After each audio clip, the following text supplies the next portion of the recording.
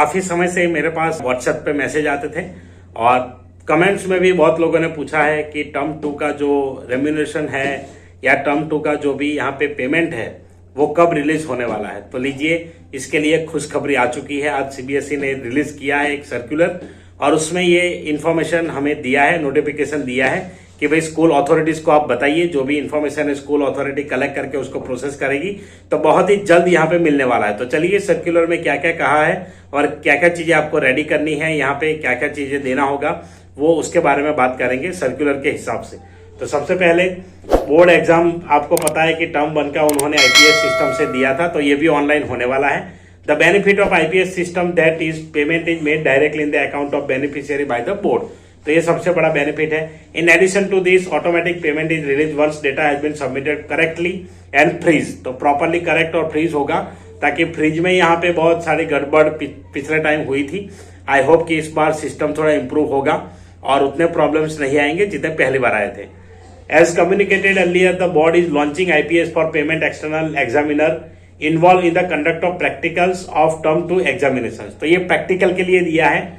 All the concern are requested to kindly submit the data।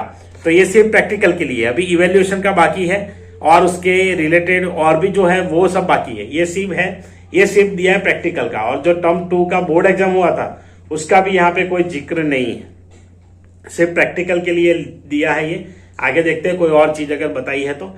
All the concern are requested to kindly submit the data in IPS while doing read the user manual, कि user manual और note जो भी दिया है properly पढ़े, जो भी यहाँ पे प्रोसेस करने वाले हैं। Based on the same collect data and check the same, ensure that data field is in correct. तो जो भी डेटा है करेक्ट होना चाहिए। Kindly ensure IFSC code is as per new merger of banks. कुछ बैंक जैसे है वो मर्ज हो चुके हैं, जैसे एसबीबी जित था पहले तो वो एसबीआई में हो गया है, देना बैंक था बीओबी में हो गया है, जो जनरली मैं जो एग्जांपल्स देखता हूँ। वैसे कोई बैंक है तो उन सभी का लेटेस्ट बैंक के हिसाब से, नए बैंक के हिसाब से आईएफएससी कोड यहाँ पे होना चाहिए। One satisfied the data is correct the same में बी फिल्ड इन, उसके बाद फिल करना है।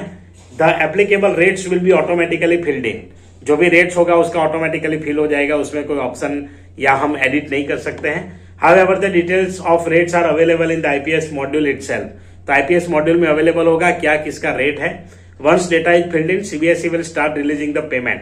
जैसे डेटा फिल होगा यहाँ पे ऑटोमेटिकली वो ऑटोमेटिव मोड में चला जाएगा और पेमेंट रिलीज हो जाएगा। After the IPS for external practical examinations the CBSE will start payment conduct of term 2 and thereafter for evaluation. तो क्लियरली लिखा है यहाँ पे कि पहले अभी एक बार एक्सटर्नल प्रैक्टिकल एग्जामिनर का हो जाए, अगर आपने कहीं पे कंडक्ट करवाया, जैसे मेरा भी आया था तो मैंने कंडक्ट किए हैं, वैसे उसके बाद टर्म 2 एग्जाम का होगा और टर्म 2 एग्जाम के बाद लास्ट में इवेल्यूशन होगा। तो ये फेज में, अलग अलग फेज में रिलीज करने वाले हैं। तो चलिए, ये बहुत ही अच्छी खुशखबरी हमें मिली है, शॉर्ट टाइम में ये रिलीज हो जाएगा। तो अभी से हम ये शुरू करेंगे। कोई सिस्टम में इंप्रूवमेंट चाहिए कुछ है तो यहाँ पे ईमेल कर सकते हैं suggestions.cbseips@cbsesixixa.in। तो इस तरीके से होगा। तो आईपीएस सिस्टम यहाँ पे एक्टिवेट हो जाएगा और आपका प्रैक्टिकल एग्जाम का जो है वो बहुत जल्द रिलीज हो जाएगा। सो आई होप आपको वीडियो पसंद आया होगा। पसंद आया तो लाइक कर दीजिए, शेयर कीजिए। जितने भी लोग आपके साथ जुड़े हुए हैं, जो सीबीएसई प्रैक्टिकल एग्जाम के साथ जुड़े हुए थे, टर्म 2 के एग्जाम के साथ जुड़े हुए थे, इवेल्यूशंस में जुड़े हुए थे, तो उनके लिए बहुत एक खुशी के समाचार है। तो चलिए मिलते हैं ऐसे इंटरेस्टिंग वीडियो में, तब तक के लिए जय हिंद, जय Bharat. Thank you very much for watching.